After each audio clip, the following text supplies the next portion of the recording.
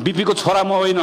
मैले पहिला पनि भनेको छु, मेरो शरीरमा गणेशमानको रगत छैन, बीपी को रगत छैन, तर बीपी को विचार छ, गणेशमानको साहस छ। त्यो बोकेर बसेको नि हामी सबै कुरा छोड्न तयार हौं।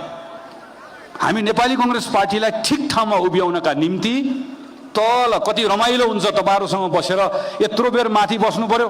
भोक लागेको बेलामा साथीले दिनुभएको बिस्कुट र चाउचाउ लुकाएर खानु पर्यो। तपाईहरुसँग बस्न पाएको भए आनन्दले त्यहाँ बसेर बदाम र सुन्तला खान पाइन्थ्यो होला। तपाईहरुसँगै बस्ने रहर छ, बस्नु छैन धेरै मञ्चमा।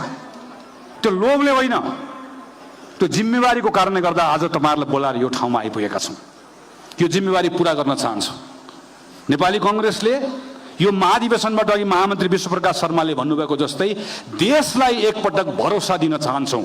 हामी त्यही कांग्रेस हो जसले अँध्यारोबाट उज्यालोतर्फ लिएर गयो 7 सालमा। यो त्यही कांग्रेस हो जसले 2046 सालमा त्यत्रो परिवर्तन गर्यो। यो त्यही कांग्रेस हो जसले 62-63 मा हिंसाबाट देशलाई बाहिर निकाल्यो। तर अघि भनेको जस्तो विगतको दिन गनेर मात्र हुँदैन। अब हामी भन्न चाहन्छौं नौजवानहरूलाई, यो त्यही कांग्रेस हो जसले तिम्रो बाह्र आमालाई अधिकार दियो, तर यो त्यही कांग्रेस हो अब जसले तिमीलाई पनि भविष्य दिन्छ भनेर भन्ने कांग्रेस हामी बनाउन चाहन्छौं।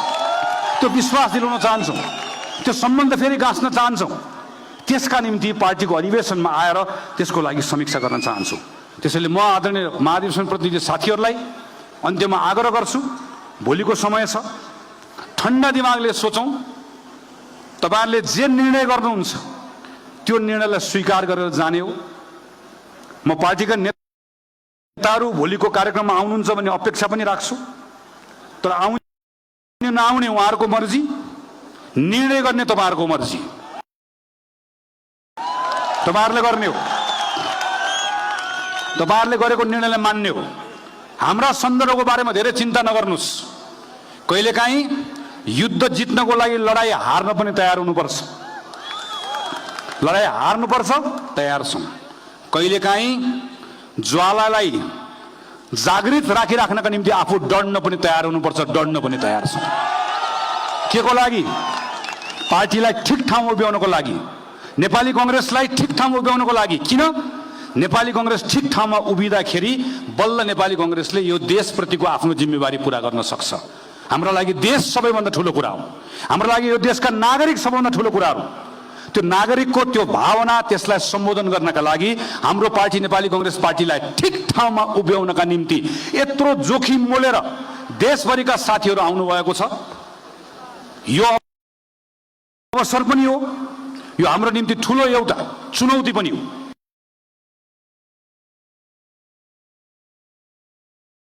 अवसर र चुनौतीका बीचमा भोलि एक दिनको समय बिहान 8 बजे हामी जम्मा हुन्छौं। हामी दिनभरि छलफल गर्छौं। त्यो छलफलबाट हलले जे कुरा नेपाली कांग्रेस पार्टीमा स्थापना गर्ने भन्छ त्यो कुरा स्थापना हुन्छ। किनकि कांग्रेसको विधानले भन्छ महाधिवेशन भन्दा ठूलो अरु केही पनि छैन। महाधिवेशनले चाह्यो भने नेता पनि छान्छ, महाधिवेशनले चाह्यो भने नेता बदल्छ पनि, महाधिवेशनले चाह्यो भने नीति पनि छान्छ, नीति बदल्छ पनि, महाधिवेशनले चाह्यो भने विधान पनि बदल्छ। त्यो अधिकार राख्ने महाधिवेशनको बेला हो यो। सुवर्ण शमशेरले 2014 सालमा पार्टी सभापति हुँदाहुँदै मेरो श्रद्धेय सभापति श्रद्धेय शेरबहादुर देउवालाई सम्झाउन चाहन्छु। पार्टी सभापति हुँदाहुँदै आफैले विशेष महाधिवेशन आयोजना गरेर, आफैले राजीनामा दिएर, आफैले आयोजना गरेर मेरो श्रद्धेय मित्र बीपी कोइरालालाई आजबाट म नेपाली कांग्रेसको सभापति घोषणा गर्दछु भन्दै गर्दा आँखाभरि आँसु लिएर बीपी कोइरालाले यसो नगर्नु सुवर्णजी, तपाईँ नै रहनुपर्छ भनेर इतिहास पढेर आएका मानिसहरू हामी। कुनै लोभ लालचले होइन, पार्टीप्रतिको मायाले हो यो। किनकि यो पार्टीले नै देशको जिम्मेवारी पूरा गर्न सक्छ भन्ने विश्वासले हो। यही विश्वासका साथ तपाईहरु आउनु भएको छ। यत्रो उपस्थितिले हामी सबको हौसला बढाएको छ। भोलि हामी महाधिवेशनका साथीहरू जम्मा हुन्छौं र बसेर एउटा परिपक्व र पार्टीको लागि रूपान्तरकारी निर्णय गर्छौं भन्ने विश्वासको साथ मेरो आफ्नो भनाइहरू टुङ्ग्याउँछु। तपाईहरु सबलाई सादर प्रणाम, नमस्कार, जय नेपाल। जोरदार ताली का साथ आदरणीय महानुभावहरू, साथीहरू, हामी कार्यक्रमको अन्तिमतिर आइरहेका छौँ। आज नेपाली कांग्रेसको दोस्रो विशेष महाधिवेशनमा छौँ र यहाँ महाधिवेशन प्रतिनिधि साथीहरूले 62% 4% को दस्तखत सिग्नेचर भइसकेको कुरा जानकारी भएको छ। जोरदार तालीका साथ स्वागत गरिदिनु गर्न चाहन्छु। यो 62% लाई सम्मान गरिदिनु न, म सम्पूर्णलाई हार्दिक अनुरोध गर्न चाहन्छु।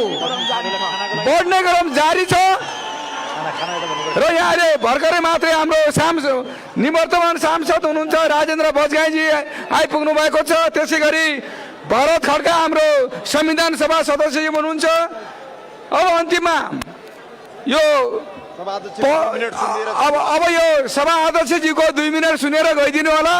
यो पौषको कठाङ्ग्रिने जाडोमा पनि तपाईहरु मधेसका साथीहरू शीतलहरलाई छेचल्दै हिमालबाट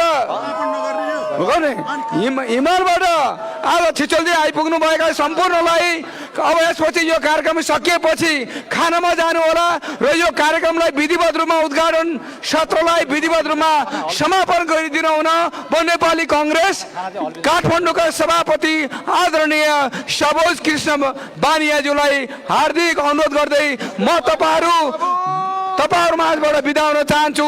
धन्यवाद। जय नेपाल। जय नेपाल। जय नेपाल। यस उद्घाटन सत्रका आदरणीय प्रमुख अतिथिहरू श्रद्धेय द्वय महामन्त्री गगन कुमार थापाज्यू र विश्व प्रकाश शर्माज्यू र त्यसै गरी ड्यासमा बस्नुहुने पार्टीका अग्रस्थानमा भूमिका निर्वाह गर्नुभएका मेरा आदरणीय नेताजीहरू र यस कार्यक्रममा सरिक हुनुभएका सम्पूर्ण देशभरिबाट आउनुभएका पार्टीका विभिन्न तहका जिम्मेवारी लिनुभएका जिल्ला सभापतिहरू, प्रदेश सभापतिहरू, प्रदेश पदाधिकारीहरू र महाधिवेशन महासमितिका आदरणीय अग्रज व्यक्तित्वहरूमा सर्वप्रथम जय नेपालको अभिनन्दन टक्र्याउँछु। जय नेपाल। आज यो ऐतिहासिक विशेष महाधिवेशनको उद्घाटन समारोहमा यत्र सम्पूर्ण देशभरिका महाधिवेशन प्रतिनिधिहरू र नेता नेतृत्वहरू उपस्थिति भएर यो कार्यक्रमलाई भव्य र सभ्य रूपले सफलता पुर्याउनु भएकोमा म सबैलाई मेरो व्यक्तिगत तर्फबाट र सिङ्गो काठमाडौँ जिल्लाको संगठनको तर्फबाट हार्दिक आभार व्यक्त गर्दै पुनः म यो कार्यक्रम यो हाम्रो दोस्रो विशेष महाधिवेशन कार्यक्रम सम्पन्न सफलता भएको पनि यो संकेत चाहिँ तपाईहरु मार्फत राख्दै आजको यो तपाईहरुलाई उपस्थित हुनुभएका सम्पूर्ण आदरणीय नेताहरूलाई यो काठमाडौँको 2 दिने बसाइमा केही कुराको कमी कमजोरी भयो भने सबै कुरामा सम्पर्कमा रहनु होला। त्यो सबै कुराको व्यवस्था हुन्छ र सहज रूपमा लिदिनु होला भन्दै आजको कार्यक्रम आजको यो प्रथम कार्यक्रम उद्घाटन समारोह यी समापन भएको घोषणा गर्दै